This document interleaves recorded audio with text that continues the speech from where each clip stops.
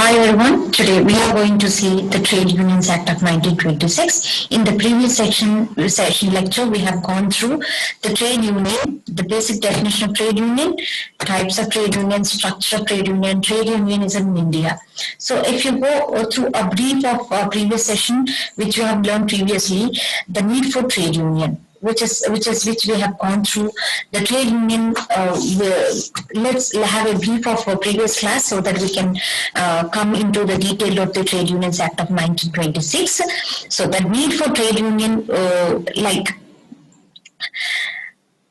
need for trade union was first realized in the year of 1875 by various philanthropists and social workers like Sri Sorabji Bengali and Sri N.M. Lokande, whose efforts resulted in the formation of trade unions like Printers Union of Kolkata 1905, Bombay Postal Union of 1907. This is the most important unions that has been formed, and the Bombay Mill Hands Association, which was the first, which is formed by N.M. Lokande in 1890, is said to be the first labor association in India, and the Madras Labor Union is the first properly registered trade union formed by B.D. B.P. Vadia in 1918, and many commissions are also emphasized for the formation of trade unions in India, like Royal Commission on Labor or Whiteley Commission on Labor in the year of 1929 to 30. The laborers, because the laborers especially the ones who work in the unorganized sectors lack of capacity to bargain, and this becomes a major reason for the exploitation. The right of collective bargaining is only provided for those trade unions who are registered in India. There are the legislations regarding the recognition of trade unions, but there is no single legislation of registration of trade union. So that is means what is the purpose of this act came into force? What is the need we are talking about? Because in unorganized sector, we can see a lack of capacity of the bargaining, of the workers has become a major reason for the exploitation of workers or for the exploitation of these laborers. And the right of collective bargaining is also provided is only for those trade unions which are registered in India. But whereas in India, we used to have only registrations regarding the recognition of trade union, but there is no single legislation on registration of trade union. Realizing the need of having a central legislation for registration of trade union, the Parliament passed the Indian Trade Union Act of 1926. So, and 1926, which enumerated the conditions required for mandatory recognition for any trade union. However, the act was never brought to force. Therefore, the mandatory recognition of trade union is present under any law in force in India. So let us go through the Trade Unions Act of 1926. This act was passed in the year of 1926, but it came into effect in the year of 1927. So the Act contains the provisions related to registration, regulation, benefits and protection for the trade union. So if you go through this Act extends to whole of India, including Jammu and Kashmir from the year 1917.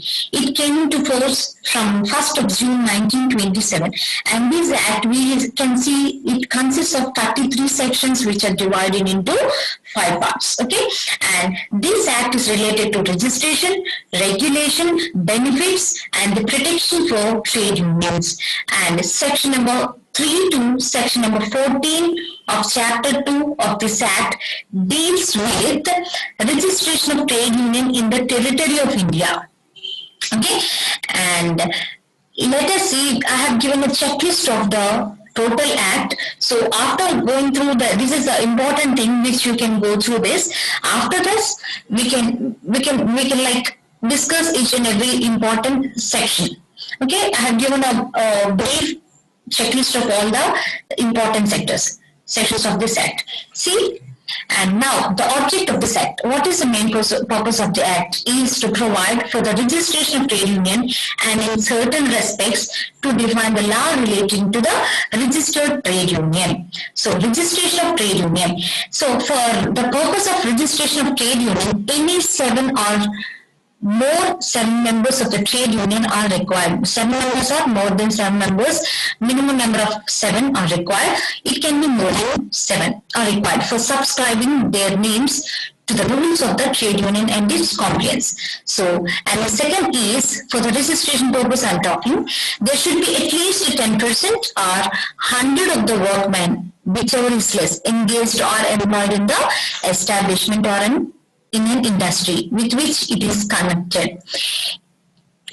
And the next is it for making an application. It has on the date of making the application not less than 7 persons as its members who are workmen engaged or employed in the industry whichever is connected. So the thing which we have to remember is, for the purpose of registration, the minimum members that are required is at least 7 members should be employed in the industry for the date of making the application, or at least 10% or 100 members, whichever is less, are employed in the establishment should be a part of it on the date of making the application. This is very much important.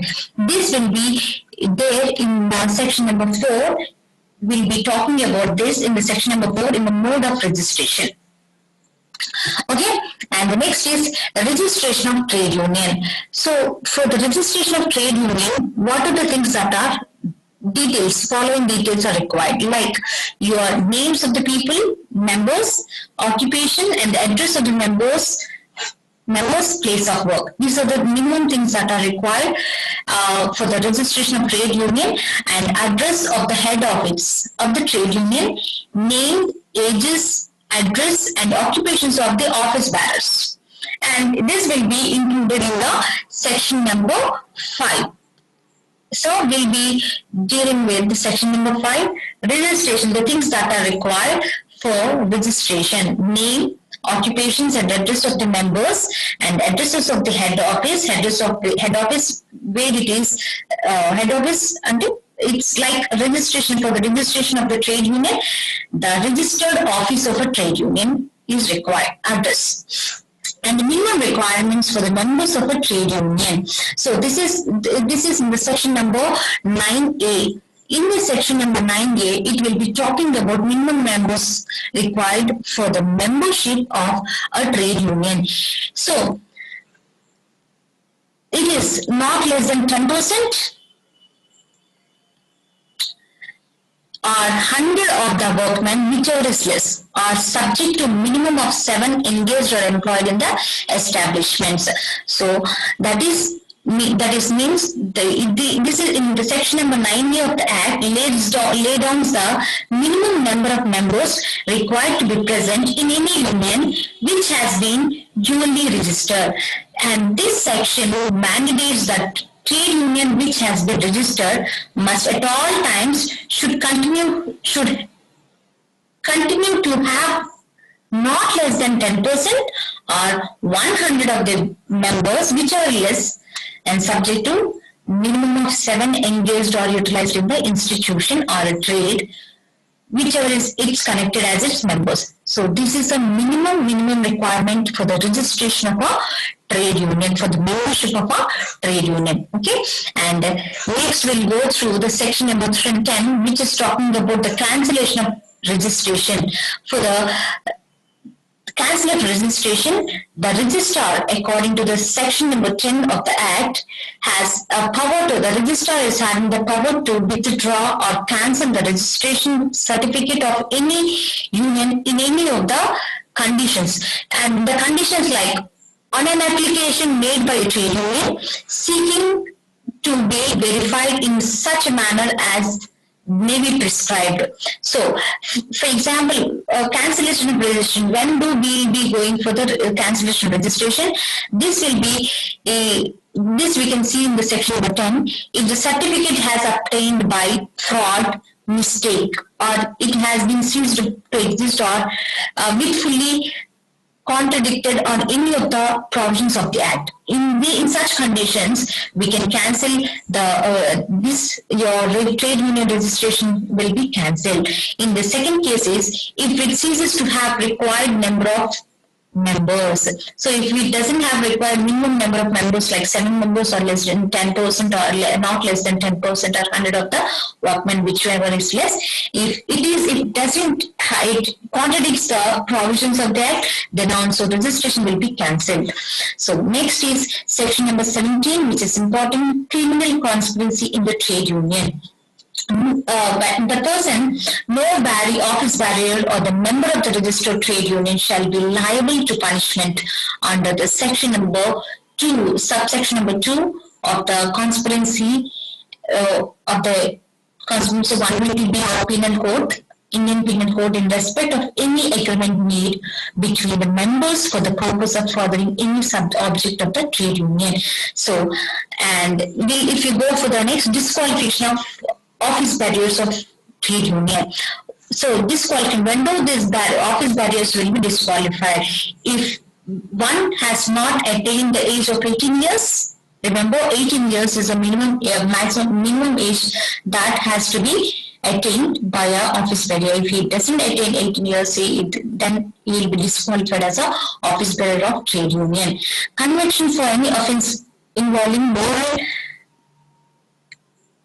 anything like moral turpitude not applicable when 5 years have elapsed. We'll be talking about this in detail. It is in the section number 21A, and returns annually to the, we'll be going through this returns in the section number 28, annually to the registrar on or before the date as may be prescribed, a general statement audited in the prescribed manner of all receipts and expenditures of every registered trade union during the year ending on 31st December. Every year, 31st December, we'll be having an audit, and in such date, the general statement audited in the prescribed manner, all the receipts and expenditure of every registered trade union will be audited and will be checked by the registrar. Okay, now we'll be going through the penalties, offences and punishments according to section number 31. For offence for making false entry into any of the omission in general statement required for sending returns, or for making false entry into the forms, like any of the false entries into the accounts. If there is, you are showing some wrong accounting, some wrong transactions in the office for this in the trade union accounts, then it will be, the fine will be 500, and if you are continuing the default with the same fault, rupees 5 rupees for each week, not exceeding 50 rupees. The fine may be 500. And supplying false information regarding the trade union, for this, according to the section number 32, will be fined rupees 5 to 200. So now we'll be going through the basic definitions of a trade union. So if you go through the basic definitions of trade union, the first is, what is a trade union? A trade union, according to the section number 2H, a trade union means any combination, whether temporary or permanent, formed primarily for the purpose of regulating the relations between workmen and employers, between workmen and workmen, and also between employers and employers. The trade union is not only for the purpose of regulating the relation between employer and employee, but also it regulates the relationship between the employee, employer, employer, and workmen also. So it is very important, and it also imposes restrictive conditions on the conduct of the trade union, of the trade or business, and includes any federation of 2 or more trade unions. Okay, and in common parlance, we can say this trade union means association of workers in one or more occupations. And the objectives of this trade union is to protect and promote the interests of the working class. The trade union has a homegrown philosophy based on the workers' experience psychology. It grows out the workers' day-to-day experience. So this is what the basic definition of trade union. So let us see. Now we'll be seeing the next definition, that is office bearer. According to section number 2B, we'll be talking about what is office bearer. In the case of trade union, office bearer includes any member of the executive thereof, but does not include any auditor. So the office bearer is nothing but in connection to the trade union, it includes any member of the executive it doesn't include the auditor. And registered office, the office of the trade union under this act is the head office of where the head office of the trade union is located, then it is called a registered trade union. So which union is called as registered trade union? The trade union which is registered under the Act of Trade Unions Act of 1926 is said to be the registered trade union. Now we'll be talking about the next. Registrar means who made the definition of registrar.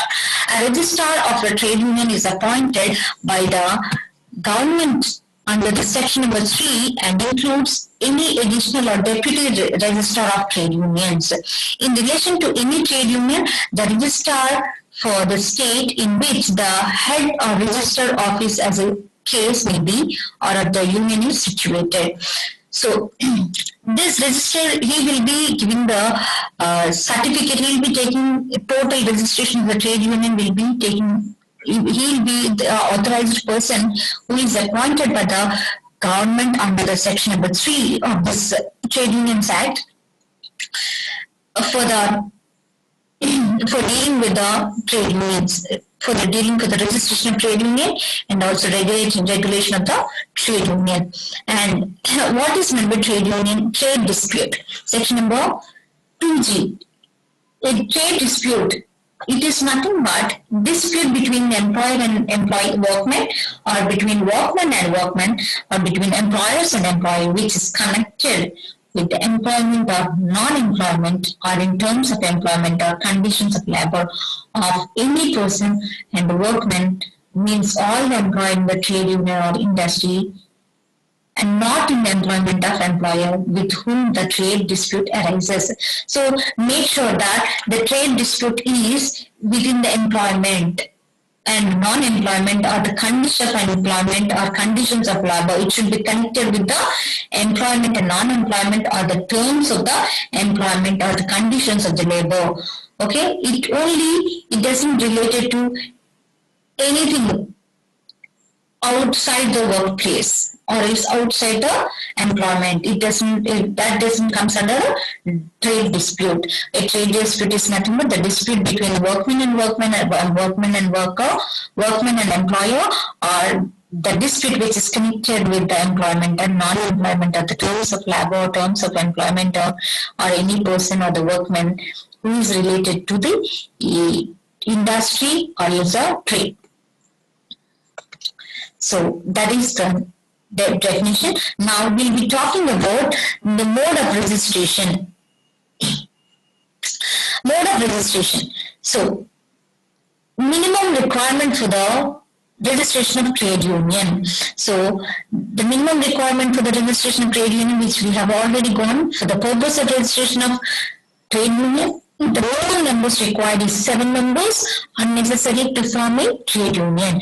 And the second point is no trade union for workmen shall be registered unless at least 10% or 100 of the workmen, whichever is less, engaged or employed in the establishment of the industry. So section number 6 will be providing the provisions about the rules of trade union.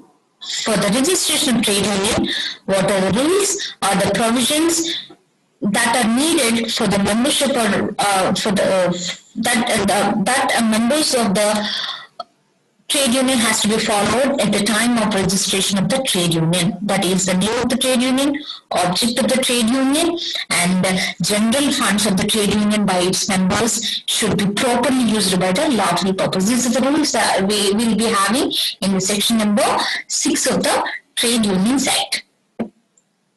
Like in this section, it talks about the provisions that should be contained in the rules of the trade union, it enlists the provisions which should be contained in the rules of trade union, and it provides that no trade union shall be recognized unless it has established an executive committee in accordance with the provisions of the act, and its rules specify in the following matters. So this section number 6 is very important for the formation of trade union. So for formation of trade unions, all these provisions mentioned in the section number 6 has to be fully satisfied. Okay, and a union has to be recognized and should has established an executive committee in accordance with the provisions of the act. The things that has to be there in the rules of the trade union are: name of the trade union should be there, object of establishment of trade union, object of establishment of trade union. What is the purpose of it? Why you are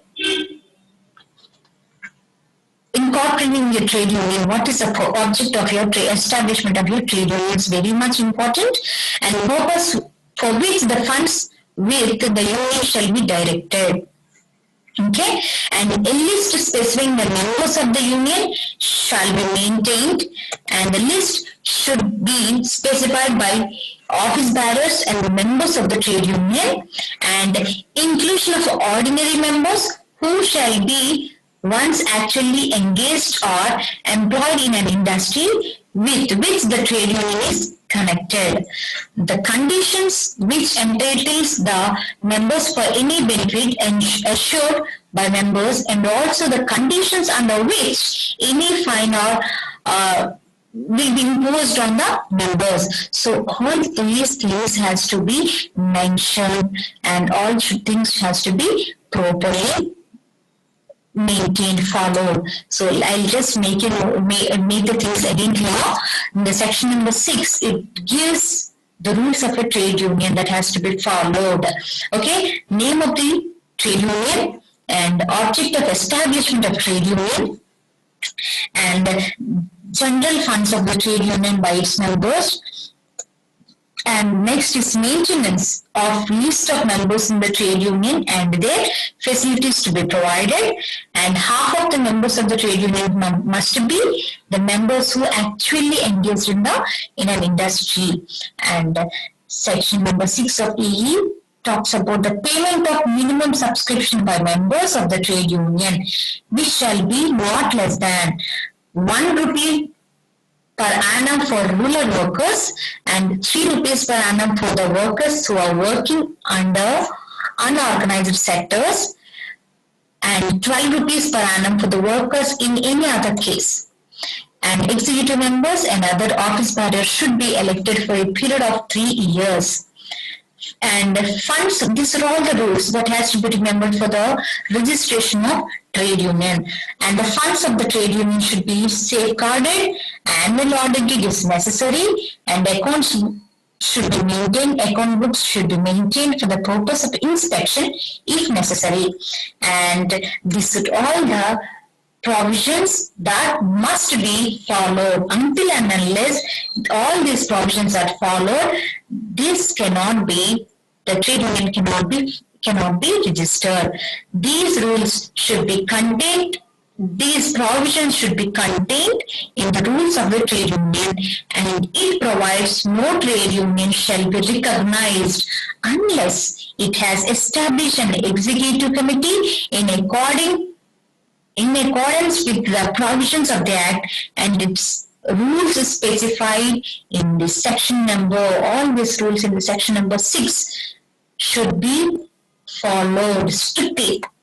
All this should be followed. And let us see the next section which we are going to see is section number 8. Registration. So, registration of a trade union. According to the section number 8 of the Act, okay, if the registration of the trade union, how this will be, the trade union registration will be taking place. According to this section, if the registrar has fully satisfied himself that a trade union has complied with all the necessary provisions of the Act, he may register such union by recording all its particulars in the manner specified by the Act. That means there have to, in this section, according to this section, the registrar will be taking the start for the registration of the trade union, unless he will be satisfied with all the documents that has been submitted by its members to the registrar. And unless and until he will be satisfied, he himself has to be fully satisfied that a union has complied with all the necessary provisions of the Act, he may register such union. So when we will go for the registration according to section number 8, if all the documents submitted with the details and information is correct by its members of the trade union, and if in such case, if the registrar has fully satisfied himself that a union has compiled all the necessary provisions of the Act, he may register such union by recording all its particulars in a manner specified by the Act in the section number 8 according to the section number 8. So, let us see the next section, section number 9. So, according to this Act, which we have already discussed, that is section number 9. We'll see first. Before this, we'll see about what is section number 9. Section number 9 of the Act is certification of registration. Section number 9 of this Act is certificate of registration. According to this section number 9 of the Act, registrar will be issuing the registration. So first, once he is satisfied with according to section number 8, he will be, once he is satisfied with all the documents or else all the things that has been provided by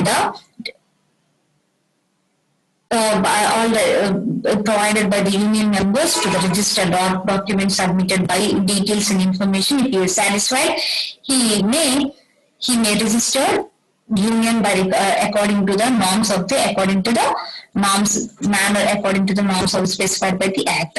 And after next in section number 9 talks about registration of certificate of registration. According to this section, that once he is satisfied, the registrar shall issue a registration certificate to any trade union that has been registered under the provision number 8 of the Act.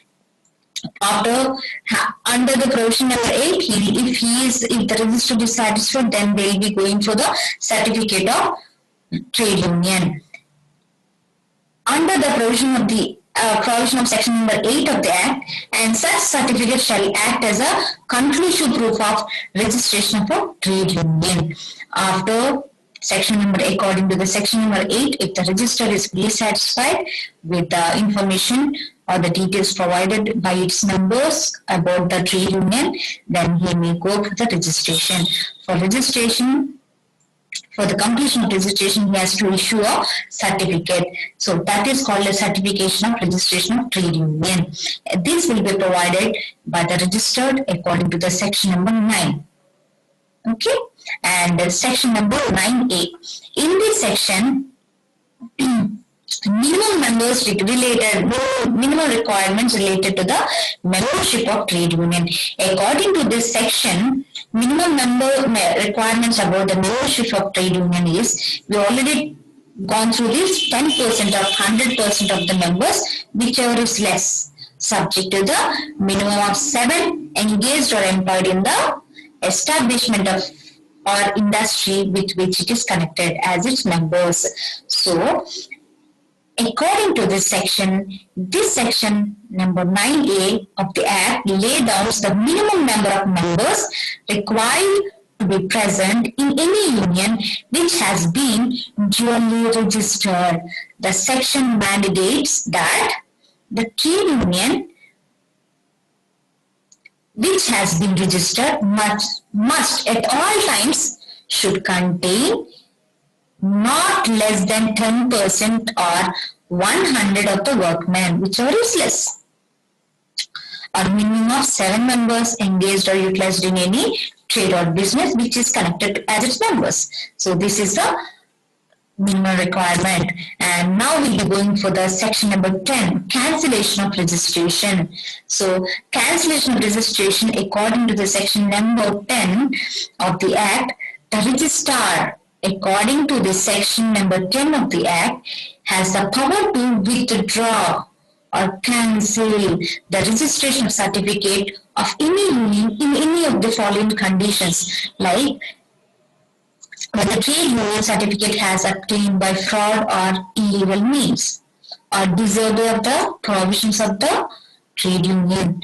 All the provisions contained in the section number 6 has to be strictly followed. If you are controversing, if you are not following or controversing any of the provisions that has been provided in the section number 6, then also they will be going for the cancellation of trade union registration. Okay, when there is no minimum members required for the trade union. So these are all the things that has to be followed. If any of these things are not followed, then the trade union cancellation registration will be cancelled. So, and we'll go for the other important, and section number 611 talks about the appeals, and we'll go through some of the important things, rights of minors to members of trade unions. So now we'll go through the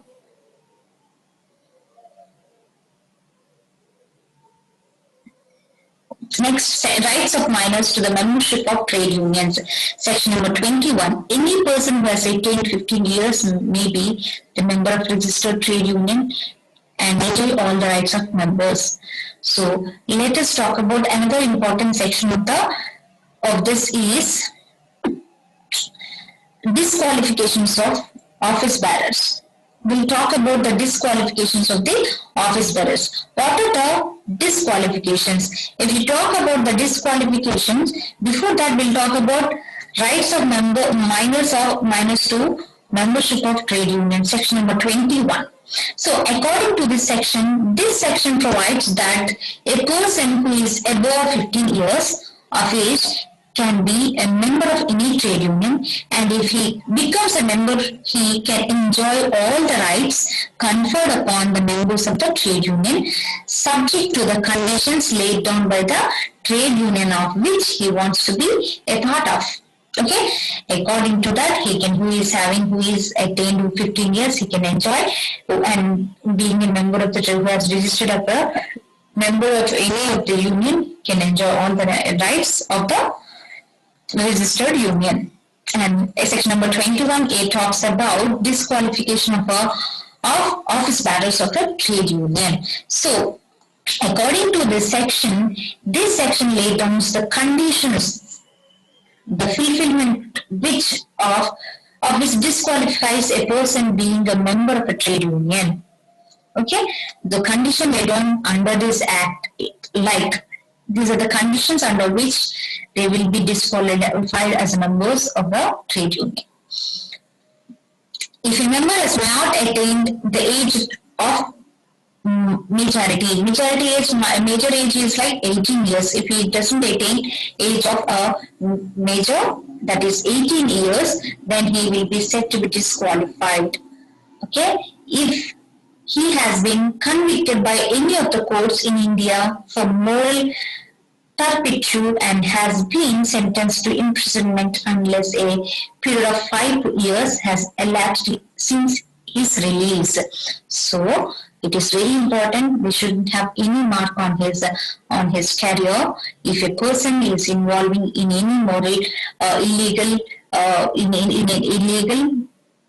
things, then and is sentenced to imprisonment unless a period of 5 years lapse since his release, he is disqualified to be a member or its office bearer.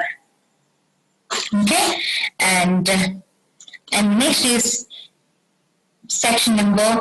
We'll be talking about section number 23, change of name. So this, according to this section, any registered trade union with consent of not less than 2/3 of the total number of its members can change its name. So according to this section, section number 23 states that any registered union is free to change its name. It can change its name provided it does so with the consent of, it can change its name only with the consent of not less than 2/3 of its members and subject to the fulfillment of conditions laid down in the section number 25 of the Act. So it is make sure that when a trade union wants to change its name, it has to check with the section conditions laid down in the section number 25 accordingly, and with the consent of not less than 2/3 of its total members, it can change its name. Okay, it is free to change its name only with the consent not less than 2/3 of its members and subject to the fulfillment of the conditions that is provided in the section number 25. Now, we will go through the dissolution of a trade union, which is very important. And before that, I have mentioned about section number 25. Section number 25 is like notice of change of name or amalgamation. So, section number 5, these are the conditions that has to be followed for change of name. Section number 23, to satisfy the change of name, they have to satisfy the conditions of section number 25. In the section number 25, there is a conditions he has been given some of the conditions.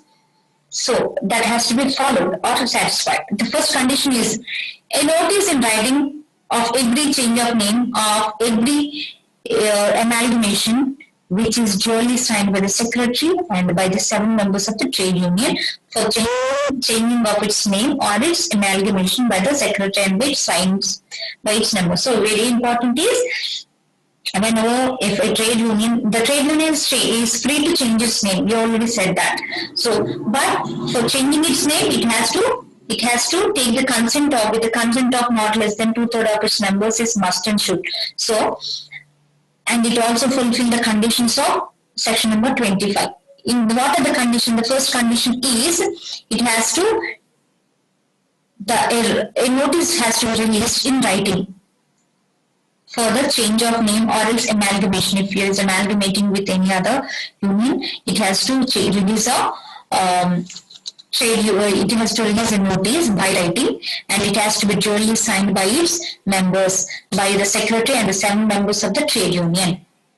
It is first condition. After that, if the register feels that proposed name is identical with the name of any other existing trade union, or it is so resembles such as it is likely to deceive you, the public, the members of the trade union or register may refuse to the change of name. So they also have to take the consent of 2/3 of the trade union members of the trade union, but for the change of name by releasing a notice and by duly signature of its members, 7 members and the secretary. And the second member is register has to satisfy, and he has to feel that the proposed name is identical and it doesn't have any issues. It doesn't resembles to the it resembles, such name doesn't deceive the public or the members of either trade union. If it has any of this, he may refuse. If he feels it is good, then he can go for that. And if he feels there is a problem with this, it resembles to the some national issues, or it may raise some of the issues at national level or within the public, he can refuse the change of name. If the state of the register, if the register of the state in which the head office is amalgamated is situated is satisfied with the provisions of this section number 25, he can give permission, or he can go for and this change of name can be effective from such date. Okay. Now, section number 27, we'll be discussing about dissolution of trade union. So, according to this section talks about dissolution of firm as with the following some of the conditions. Like, if a registered trade union has been dissolved, a notice of dissolution must be signed by, first of all, for dissolution, a notice has to be signed by 7 members by the secretary of the trade union and should be served to the registrar within 14 days of such resolution. If the registrar is satisfied that the dissolution has been effected in accordance with the rules laid by the trade union, may go for the dissolution. The first thing is they have to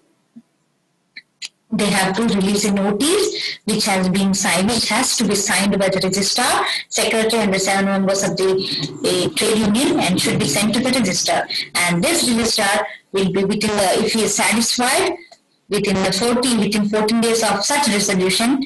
If the registrar is satisfied, then the resolution has been into effect according to the rules. Okay.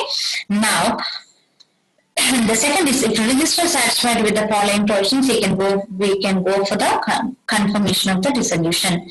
And next is, where a union has been dissolved, but rules do not lay down in the way which the funds used to be distributed after this dissolution. So funds should be divided by the registrar among its members if there is no rules mentioned by the trade union in distribution of funds. So these are the important